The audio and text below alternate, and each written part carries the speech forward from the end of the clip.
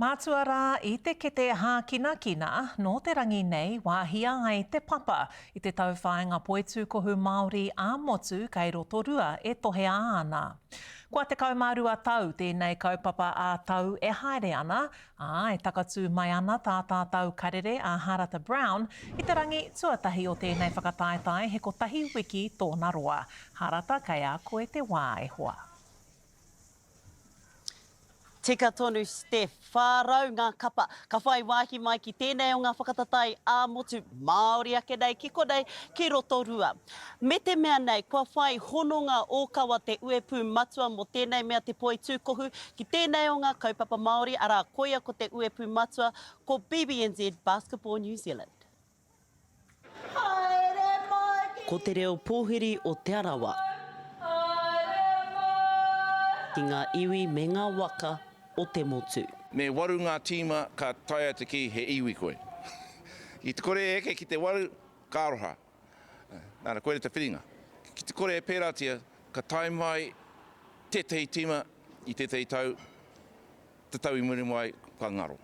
Nāra pai ake ka kitea me he iwi whaikaha koe. Ka eke ki te waru o ngā tīma. Ko ngā tamariki i raro i ngā tau e whetū tai atu ki ngā tau te kaumārima. Te ranga ka pakanga mo te hemo tonu atu i ngā rā e toru tuatahi o te whakatatai. Ka tai mai ngā whānau me ngā tamariki me ngā mōhapuna katoa ka taia ki te whakataitai.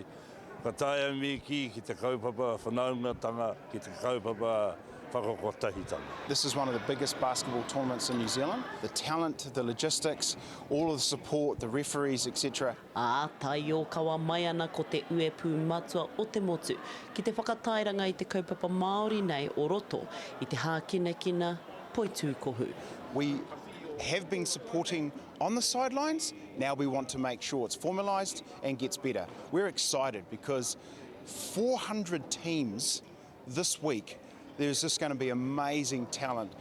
E rua pē ngā haerenga ki tā wāhi, ko whakatutuki, i a mātou, ke whakapānui hia, e rā mō haerenga, e rā ia mō tūtetaki hanga. Koe rā te tino, moi a. Hei te wenerei tū ai te pōwhaka ngāhau mā ngā tira nui o te motu nei, hei te tai te timata i te wahanga ki ngā pakeke o te whakatatai. Nā kei takutaha i tēnei wā ko te paumanaki o tēnei o ngā kaupapara poitūkohu Māori. Nā ko tāna ingoa, ko iwi te whau, tēnā koe iwi te whau. Tēnā koe. Hoi nō rā, i kite, i roto i tērā ripoata, tēnei o ngā hononga ōkawa o te uepu matua mo tēnei mea te poitūkohu, ara BBNZ kia koutou o poitūkohu Māori hena. Whakawhānui hia ke pēhea nei te heha te motu haketanga o tērā hononga. Ko te tino pūtaketanga o tēnā hononga, no te mea he maha ngā tangata Māori e purei ana, e tākoro ana i tēnei kēmu, koina te tino painga o rātanei rauimi hei awhi, hei tautoko i tēnei o tō tātanei kēmu mō ngai Māori katoa. Nā reira, koina te tino hononga o BBNZ kia mātou te poitūkohu Māori, me te ki hoki, ko rātou te whakamana o tēnei kēmu, nā reira ka tika ka whai mātou i tērā pūkenga mā mātou. Nā reira, ko te tino pūtake o tēnā, hei hononga, kia whai manaki mātou kia rātou, kia whai manaki a BBNZ kia mātou te poitūkohu Māori. Me te me nei, maroto i tēnei hononga, tērā pia, ka haere ngātahi, te kapa Māori me te kapa tā roaroa. Koina tō mātanei hia, kia haria enei o ngā kapa o te poitūkohu Māori i te taha pērā ki te ngā kapa ōpango me a rātou nei haerenga ki wiwi kei wāwā. Koina tō mātanei tino painga kia hari tētahi ropu ki tā wāhi hei purei ki te taha o ngā iwi taketake kei kō. Nā pātai, he pātai anō tāku, nā te mea i rongo kōrero hau, arā ngā kaumātua, e hia pehea nei te kaumātuatanga, e tākaro tonu ana tēnei mea te poitūkohu, no reira, ko wai rātou hia hangāreanga e rātu momo āhuatanga. Kei a mātou tētahi karaua no mātātua waka, whetū te kaumātoru tōna Pākeke, kei te purei ia a te taite eke mai nei, ara tētahi atu kuia no tētahi rohe hou, no ngā wairiki o Ngāti Apa, ono te kauma e iwa tōna Pākeke. Nā reira, kei te tino kua te ngākau, kei te hara mai o tātene pēpi, o te rima, tainua ki o tātene koraua, kuia e hara mai ana ki te tautoko i te kaupapa. Ana, me pono te kōrero, e hoa, ko wai te iwi, te waka, te kapa, toa whakaihu waka o tēnei mea te poitūkohu Māori ake nei i tēnei tau ki o whakaaro. Ki a koe nei whakaro, kia kore e haunui ana ngā kōrero, engari kei te aroa te tino pūtake, engari i te taha i te rātu tau ko te pākanga ki Wainganui a Waikato Tainui o Tiraki a te aroa, me ngati tō rangatira me rākai pāka. Nā reira, he pakanga kei te haere i tēnei tau hoki no te mea kei te pirangi a te aroa tērā tohu, kia whai mai rātou kia toa mo te tau 2024. Aha, pātai whakamutunga.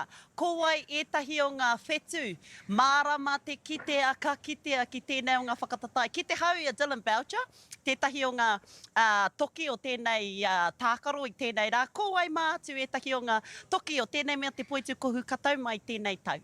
I tēnei tau ki tā mātana i kiti mātou i tētahi o ngā tangata e awhi o tātanei tamariki mokopuna. No te mea ko tēnei te rā tuatahi a ko tātanei tamariki mokopuna, he rima ana tōna Pākeke, engari maia ana tōna ngākau ki te parei i te poitūkohu. Engari, kei kōnei wetahi o ngā tangata no No Mai Place, e hara mai ana ki te tautoko, kua taimai etahi o ngā tangata no te kaunihera, hei tautoko i o rātanei mokopuna, e pitakoro ana, he maha ki ngā tangata kei te kua te ngākau, kei te tū ki runga i ngā kōti, kei te tū mai a rātou mo te poitūkohu Māori. Nō reira, koina taku tino painga mo tēnei kaupapa, kaore au ki ko tēnei tangata tino painga, engari ko rātou katoa kua taimai, mai tāwhiti mai tata mai, kei te kua te ngākau, kei te hara mai rātou ki te parei, ki tēnei o tō tātanei taonga a te poitūkohu Māori. Tēnā koe te rangatira kua pau te wā. Hoi nō rā hoki atu ana, te rākau kōrero kia koe, Steph. Ka te mea tēnā pia ka mate māua i te kahawera o te wāhi nei. Tēnā koe, Steph. E tika ana koe Harata Brown, ko rehua e kaha tahu ana. Hoi anō rā. Mai anō i te rotorua nui a kahumata momoe, kua pau tēnei wāhi ki a tātou, engari e mihi nui atu ana i te rawe o ngā kōrero. Kua whāriki hia mai e koe o ti rā e iwi te whau, tēnā rā kaurua.